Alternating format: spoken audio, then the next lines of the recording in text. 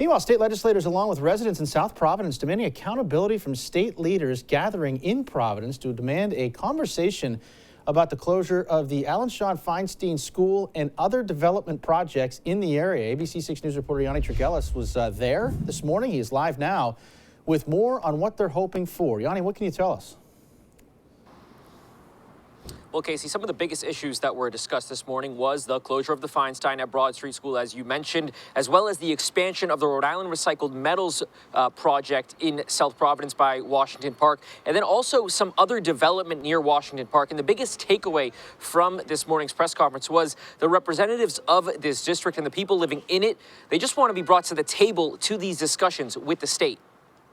That is all we're asking for, a conversation and meaningful engagement with these neighbors who know that they're part of Providence. State leaders joining together with residents of South Providence this morning to call on the state for more transparency and public input when making decisions about new development and projects in the community, after those living in the area have been left out of several major projects in the works.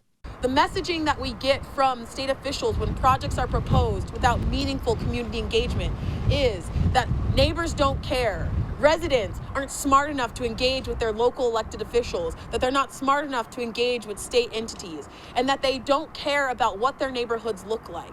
Among them, the closure of the Alan Sean Feinstein Elementary School, set to affect about 250 families, forcing them all to find different schools to send their children. This closure is the worst thing to happen to my family personally.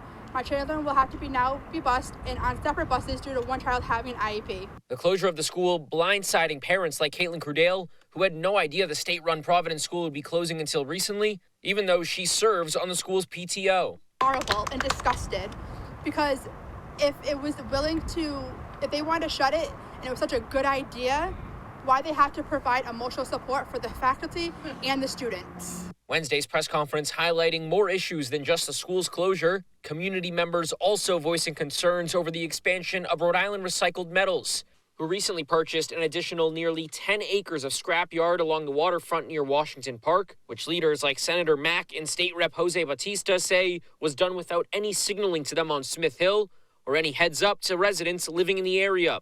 We matter.